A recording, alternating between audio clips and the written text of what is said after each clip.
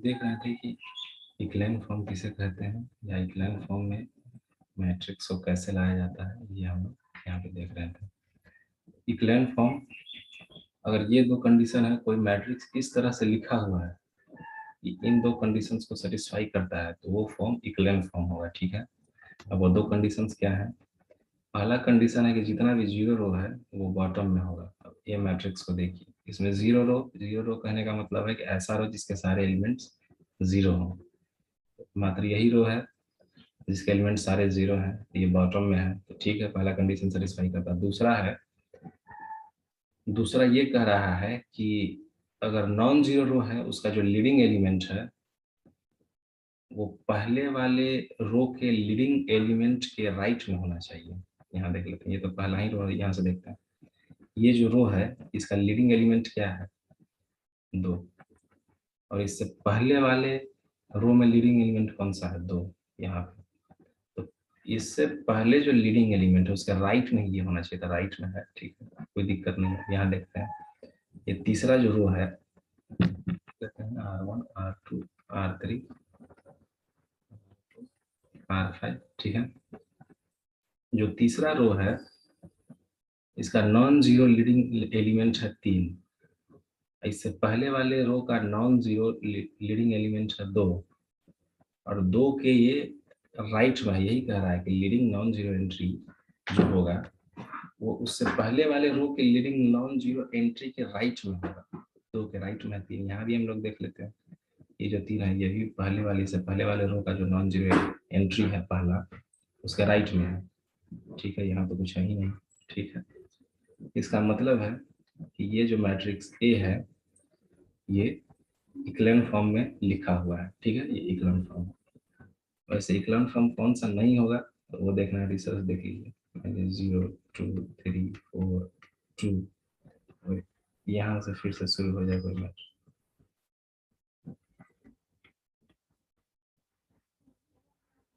दूसरा रो है, इसका पहला नॉन जीरो एलिमेंट यही है, और इससे पहले वाले का नॉन जीरो एलिमेंट, पहला नॉन जीरो एलिमेंट ये है। और क्या 1 2 के राइट में है? नहीं, राइट में होता तो यहाँ से शुरू होता, यहाँ यहाँ यहाँ होता, नहीं है। इसका मतलब कि ये इक्लेन फॉर्म में नहीं है। ठीक है,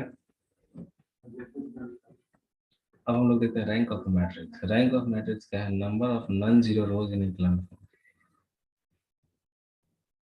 यानी कि इक्लेन फॉर्म में किसी मैट्रिक्स को जब हम लिख देते हैं उसके बाद उसमें जितना नॉन जीरो रोज है वही उसका रैंक हो जाएगा। अगर मैट्रिक्स ए को हम लोग कंसीडर करें तो इसमें ये वाला रो है जिसका सारा एलिमेंट जीरो, यानी कि ये जीरो रो है, रो के सारे एलिमेंट जीरो। नॉन जीरो रोज क्या है? ये है, ये है, ये है। तो यहाँ से अगर हम हमें लिखना हो कि रैंक ऑफ ए क्या है, तो रैंक ऑफ ए क्या हो जाएगा? कितने नॉन जीरो रोज हैं? 4 हो जाएगा रैंक ऑफ। ठीक है, अब हम लोग चलते हैं अपने पहले वाले सवाल पे, सिस्टम ऑफ लीनियर इक्वेशन पे। सिस्टम ऑफ लीनियर इक्वेशन में हम लोगों ने देखा था कि कोफिशिएंट मैट्रिक्स क्या होता है। जो वेरिएबल्स है उसके कोफिशिएंट होते हैं a1 a2 an a21 am1 से amn, इस तरह से। ऑगमेंटेड मैट्रिक्स में हम लोगों ने देखा था कोफिशिएंट में ही जब b1 b2 bm इस तरह से उसको जोड़ देते हैं तो उसको बोलते हैं ऑगमेंटेड मैट्रिक्स। अब देखिए, जो सिस्टम ऑफ लीनियर इक्वेशन है, सिस्टम ऑफ लीनियर इक्वेशन, वो चाहे तो इनकंसिस्टेंट होगा या फिर कंसिस्टेंट होगा। ठीक है, इनकंसिस्टेंट यानी कि उसका कोई सोल्यूशन नहीं होगा, कोई सोल्यूशन नहीं होगा उसका। कंसिस्टेंट, कंसिस्टेंट में दो तरह के सॉल्यूशंस हो सकते हैं, या तो यूनिक सॉल्यूशन हो या फिर इनफाइनाइट सॉल्यूशन हो। अब सॉल्यूशन कब नहीं होगा उसका कंडीशन ये है, rank of A. Rank of A मतलब ए कोई मैट्रिक्स है, इसको इक्लेन फॉर्म में लिखना है। इक्लेन फॉर्म में लिखने के बाद नॉन जीरो रोज देख लेना है, और जितने नॉन जीरो रो है वो उसका रैंक हो गया। तो रैंक ऑफ ए अगर रैंक ऑफ एम के बराबर नहीं है, ठीक है, रैंक ऑफ एम के बराबर नहीं है, और रैंक ऑफ ए अगर कम है रैंक ऑफ एम से, ठीक है, तो ऐसे केस में कोई सोल्यूशन नहीं होगा। बराबर नहीं है, केवल बराबर नहीं है कहने से नहीं होगा, ये सही है। Rank of A is less than rank of M, ठीक है, तो सोल्यूशन नहीं होगा। सोल्यूशन कब होगा, यानी सॉल्यूशन उसका जो भी लीनियर इक्वेशन है हमारे पास सिस्टम ऑफ लीनियर इक्वेशन, वो कंसिस्टेंट कब होगा, जब रैंक ऑफ ए और रैंक ऑफ एम बराबर हो तभी कंसिस्टेंट होगा। कंसिस्टेंट होने का क्या मतलब है कि rank of A should be equals to rank of M, ठीक है। अब अगर रैंक ऑफ ए और रैंक ऑफ एम बराबर है, एन के बराबर है, एन क्या है, नंबर ऑफ वेरिएबल, उसके बराबर है तो यूनिक सॉल्यूशन होगा। और अगर एन के बराबर नहीं है तो एन के छोटा ही होगा, एन से छोटा ही होगा, तब उसमें इनफाइनाइट सॉल्यूशन होगा। लेकिन अगर दोनों केवल बराबर हो भी जाता है तो वो कंसिस्टेंट हो जाएगा। बराबर होने के बाद अगर वो एन के बराबर होता है तो यूनिक सॉल्यूशन होगा, और एन से अगर छोटा है यानी कि एन के बराबर नहीं है तब इनफाइनाइट नंबर ऑफ सॉल्यूशन होगा, ठीक है। अब तीनों टाइप का, नो सॉल्यूशन, यूनिक सॉल्यूशन और इनफाइनाइट सॉल्यूशन, तीनों टाइप्स के हम लोग क्वेश्चंस देखेंगे यहाँ पे। System of linear equation with unique solution यहाँ पे हम लोग देखेंगे। अभी आपका दिया हुआ सिस्टम ऑफ लीनियर इक्वेशन, इसको ऑगमेंटेड मैट्रिक्स के फॉर्म में लिख लेना है। यहाँ पे आपका वेरिएबल क्या है, एक्स, वाई और जेड। एक्स पहला ये हो गया आपका, एक तरह से कह सकते हैं कि L1 पहला इक्वेशन, दूसरा इक्वेशन, तीसरा इक्वेशन, ठीक है। लीनियर इक्वेशन पहला है, इसमें सारा कोफिशिएंट लिखते हैं। इसका कोफिशिएंट है 1 -3 2 6।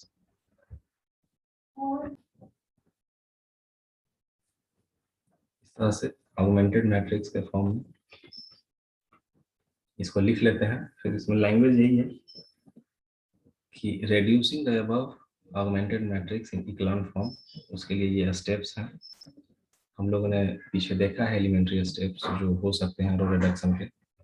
इसमें हम लोग का कोशिश ये रहेगा पहला स्टेप में कि यहाँ पे और यहाँ पे जीरो आ जाए, ठीक है। फिर अगला कोशिश रहेगा कि यहाँ पे भी जीरो आ जाए, ठीक है। पहले हम लोग इस तरह से करते हैं। R2 को, R2 का ये जो दो है इसको जीरो करना है। इसको कैसे कर सकते हैं कि R यहाँ दो है और यहाँ क्या है, एक है। पहला रो में 2 से गुना करके दूसरे वाले रो से घटा देंगे तो 2 - 2 जीरो हो जाएगा, ठीक है। अब देखिए ये लिखा हुआ है R2 - 2R1। R2 क्या है, 2 - 4 - 3 8। 2R1 क्या हो जाएगा, R1 है ये है R1, ठीक है। इसमें 2 से मल्टीप्लाई करेंगे तो क्या हो जाएगा, 2 - 6 -4 12, ठीक है। अगर सब्सट्रैक्ट कर देते हैं 0 2 1 -4, ठीक है। वही यहाँ पे लिखा हुआ। इस तरह से R3 का भी हम लोग रिड्यूस कर दिए हैं, ठीक है। R3 रिड्यूस हो गया इस तरह से। R3 is equals to R3 + 3R1, ठीक है। वहां से यहाँ जीरो आ जाता है, -3 to 13 आप लोग करके देखिएगा, इस तरह से आ जाता है। अब देखिए यहाँ ये रो तो एकदम ठीक है, पहला रो तो ठीक रहता ही है, पहला रो को तो रिड्यूस करने का जरूरत नहीं रहता है। दूसरा और उससे आगे वाले रो को रिड्यूस करने की जरूरत रहता है, ठीक है। यहाँ तो ठीक है, नॉन जीरो एलिमेंट जो है, नॉन जीरो एंट्री जो है पहला, वो 1 के राइट में है। लेकिन यहाँ पे गड़बड़, पहला जो नॉन जीरो एंट्री है वो इसके नीचे राइट में नहीं है, यहाँ पे होना चाहिए। -3 के जगह पे तो जीरो करना ही पड़ेगा, ठीक है। तो उसका तरीका ये है कि अगर ये R3 है, ये अगर R3 है, ये R2 है, पहला एलिमेंट जीरो होना चाहिए। यहाँ अगर इसमें 3 से मल्टीप्लाई कर दें, इसमें 2 से मल्टीप्लाई कर दें और जोड़ दें तो अपना काम हो जाएगा। यानी कि हम लोग यहाँ लिख सकते हैं R3 को, R3 become 2R3 + 3R2, 2R3 + 3R2। ये ऑपरेशन करने के बाद आपका ये आपके पास आएगा system of linear equation reduced form में, ठीक है। अब इसको आप सीधे सीधे फिर से सिस्टम ऑफ लीनियर इक्वेशन जैसे लिखते थे, जैसे पहले इस फॉर्म से इस फॉर्म में लाए थे, अब इस फॉर्म से वापिस इस फॉर्म में लिखेंगे, ठीक है। 1 -3 -2 यानी ये हो गया x का कोफिशिएंट 1, y का कोफिशिएंट -3 -2 z का कोफिशिएंट। इसको लिख सकते हैं x - 3y - 2 z बराबर 6। ये तो पहले ही वाला इक्वेशन है, कोई इसमें चेंज नहीं हुआ। दूसरा वाला इक्वेशन चेंज हुआ वो इस तरह। अब y का कोफिशिएंट क्या हो गया 2, z का क्या हो गया 1, x का तो 0 हो गया भाई, हम लिख दिया 2x + y। 2y plus Z is equals to -4। यहाँ जेड का कोफिशिएंट 7 है, एक्स वाई का तो 0 है, बराबर में क्या है 14। ठीक है, तो उसको भी लिख दिए इस तरह से। अब पहला वाला जो हमारे पास सिस्टम ऑफ लीनियर इक्वेशन था, इसको सोल्व करना बहुत मुश्किल था, लेकिन अब हमारे पास जो है इसको बहुत आसानी से सोल्व किया जा सकता है। पहले हम इसको सोल्व करेंगे, यहाँ से सीधे पता चल जाता है कि जेड बराबर 2। अब जेड का वैल्यू यहाँ डाल देंगे 2, यहाँ से वाई का वैल्यू आ जाएगा -3। अब वाई जेड मेरे पास आ गया, वाई जेड का वैल्यू सीधे इसमें डालेंगे और एक्स का वैल्यू निकाल लेंगे, एक्स बराबर 1। ठीक है, यहाँ से आ गया। यहाँ से हम लोगों ने देख लिया कि जो हमारे पास सॉल्यूशन आ रहा है, यूनिक सॉल्यूशन आ रहा है। एक्स का भी वैल्यू आ गया, वाई का भी, जेड का भी आ गया, एक ही सॉल्यूशन है, उसके अलावा और कोई सॉल्यूशन नहीं है, यानी यूनिक सॉल्यूशन है इसका। ठीक है, अब आगे देखते हैं। अब हम लोग एग्जाम्पल जो लिए हैं उसमें इनफाइनाइट सॉल्यूशन होगा इसका। हम लोगों ने जो ये वाला example, infinite number of solution. ठीक है, अब इस तरह से क्वेश्चन आपका दिया हुआ है, इसको पहले ऑगमेंटेड फॉर्म में लिखेंगे। एक्स वाई जेड का कोफिशिएंट इस तरह से लिखा हुआ है, एक्स का कोफिशिएंट वाई 1, वाई का कोफिशिएंट 2, जेड का, इस तरह से ऑगमेंटेड फॉर्म में, जैसे कि हम लोग लिखना देख चुके हैं वैसे लिखते हैं। अब ऑगमेंटेड फॉर्म में जब लिखते हैं तो कोफिशिएंट मैट्रिक्स और जो हमारा वो वैल्यू होता है बी का, उसके बीच में ये लाइन भी खींच सकते हैं, कोई दिक्कत नहीं। ऐसे भी कई बुक्स में लिखा होता है, वैसे खींच सकते हैं, इससे पता चल जाता है कि ये वाला कोफिशिएंट मैट्रिक्स है, ये बी है। ठीक है, अब इसको रिड्यूस करेंगे इचेलॉन फॉर्म में। लैंग्वेज आपको लिखना पड़ेगा कि let us reduce the above matrix in equivalent form. ठीक है, उसके बाद जो एलिमेंट्री ऑपरेशंस होंगे, R2 हो जाएगा R2 माइनस 2R1, R3 हो जाएगा R3 माइनस 3R1। इससे क्या होगा कि 1 के नीचे वाले जो भी हैं एलिमेंट्स वो सब जीरो हो जाएंगे। अब इसको इस मैट्रिक्स में अगर हम देखते हैं तो ये एलिमेंट जीरो होना जरूरी है, तभी हमारा इचेलॉन फॉर्म में आएगा।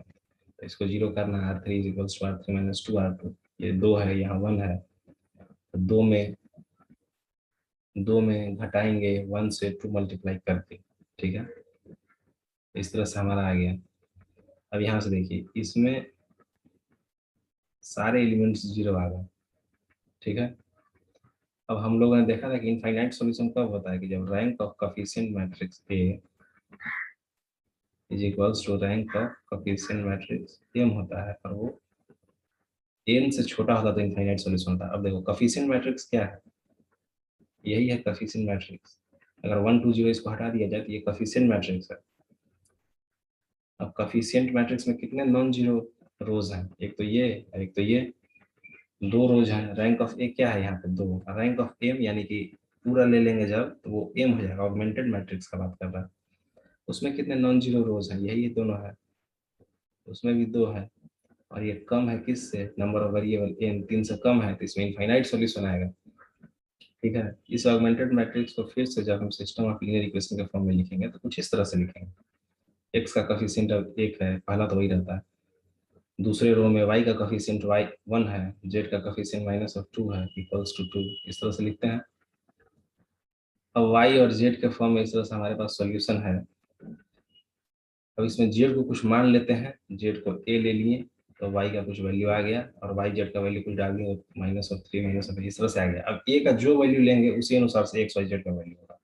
अब a का इनफाइनाइट नंबर ऑफ वैल्यूज हम ले सकते हैं, a का वैल्यू 1 2 3 √3 2 5 कुछ भी ले सकते हैं, यानी कि इसका जो सॉल्यूशन होगा इनफाइनाइट नंबर ऑफ सॉल्यूशन होगा, डिपेंड करता है ए पे, ए का वैल्यू क्या लेता है।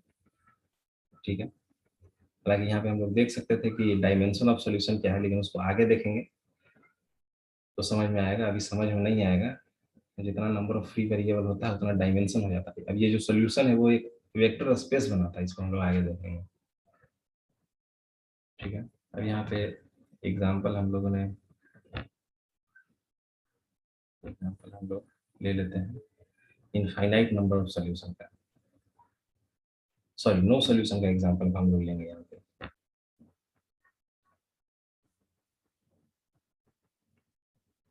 ये है हमारे पास सिस्टम ऑफ लीनियर इक्वेशन जिसका कि नो सॉल्यूशन है, यानी इनकंसिस्टेंट सॉल्यूशन में हम लोग देखेंगे यहाँ पे। अब चलिए ले लीजिए कि ये L1 पहला इक्वेशन है, ये दूसरा लीनियर इक्वेशन है, ये तीसरा लीनियर इक्वेशन है। पहले हम लोगों ने ऑगमेंटेड मैट्रिक्स के फॉर्म में लिख के सॉल्यूशन निकाला था, अब हम लोग डायरेक्ट इसको सॉल्व करने का कोशिश करेंगे, ये तरीका भी हम लोग सीखेंगे। ठीक है, अब हम लोग जो दूसरा पहला जो लीनियर इक्वेशन इसको ऐसे ही रहने देंगे, दूसरा लीनियर इक्वेशन को रिड्यूस करेंगे। किस तरह से? दूसरा, जैसे वहाँ रो ऑपरेशन करते थे, वो एक्चुअली यही काम था जो हम लोग मैट्रिक्स बना के ऑपरेशन करते थे। यहाँ पे हम लोग डायरेक्ट करके देखेंगे, ये भी सीखेंगे।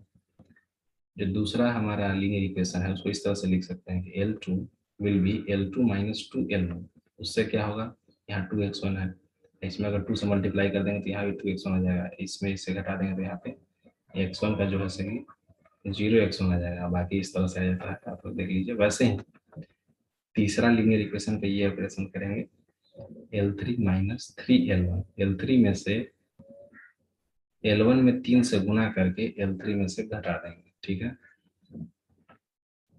वो इस तरह से रहता है 0x1 माइनस, इस तरह से 0 है इसलिए इसको लिखने का जरूरत नहीं, इसको यहाँ पे हटा देते, कंफ्यूजन, ठीक है।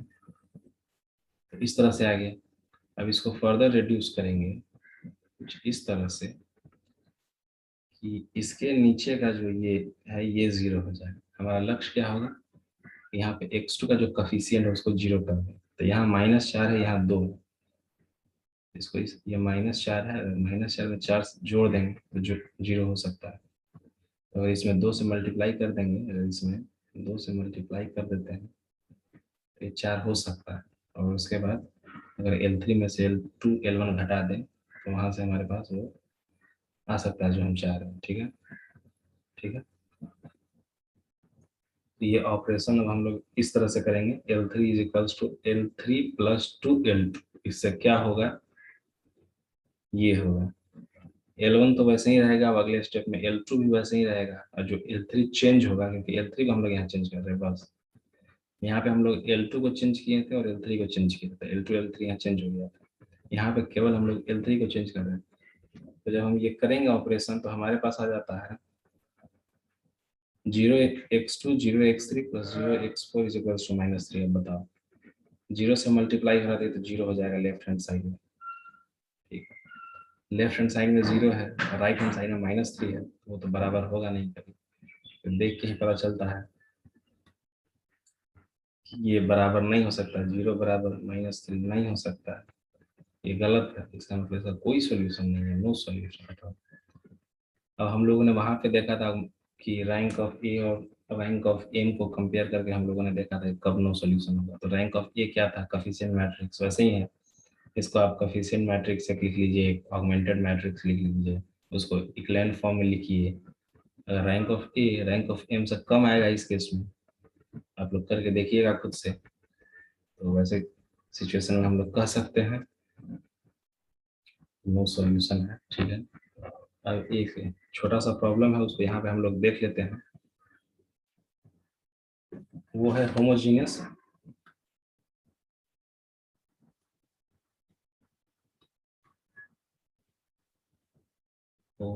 सिस्टम ऑफ लीनियर इक्वेशंस, ठीक है।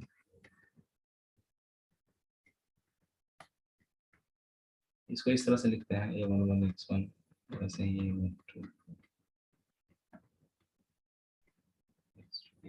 x1। यहाँ पे जो b का वैल्यू सारा रहेगा, सब 0 रहेगा। एक खास बात इसमें बस यही है, ये भी सिस्टम ऑफ लीनियर इक्वेशन है, पर इसमें जो हमारा b का वैल्यू होगा वो हमेशा 0 रहेगा, ठीक है।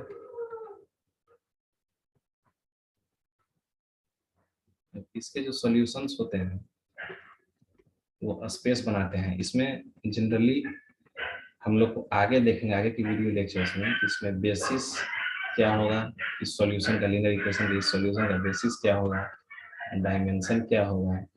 इस तरह से सॉल्यूशन तो इसका वैसे निकाल सकते हैं, जैसे पिछले इसी वीडियोस में पीछे मैंने बताया, उस तरह से सॉल्यूशन इसका निकाल सकते हैं। पर जब हम वेक्टर स्पेस पढ़ेंगे तो उसमें देखेंगे कि इसका बेसिस और डायमेंशन कैसे निकालते हैं, क्या होगा, अच्छे से देखेंगे। यहाँ पे बस मैंने इंट्रोड्यूस कर दिया है, ठीक है। तो अब तक जो हम लोगों ने पढ़ा है वहां से सवाल बीपीएससी के मैथ्स ऑप्शन में डायरेक्ट नहीं आता है, पर जो सवाल आता है उसका यूज होता है। क्योंकि हम लोग जब आगे लीनियर कॉम्बिनेशन पढ़ेंगे, स्पैनिंग सेट पढ़ेंगे, फिर आपका लीनियर ट्रांसफॉर्मेशन में कर्नल निकालना होगा, तो वहाँ पे हम लोग को सिस्टम ऑफ लीनियर इक्वेशन से डील करना होता है, उसका सोल्यूशन निकालना होता है। तो इसलिए हम लोग यहाँ पे पढ़ लिए हैं। अब अगले लेक्चर से जो हम लोग पढ़ेंगे वो सब बहुत इंपॉर्टेंट है, वहाँ से भी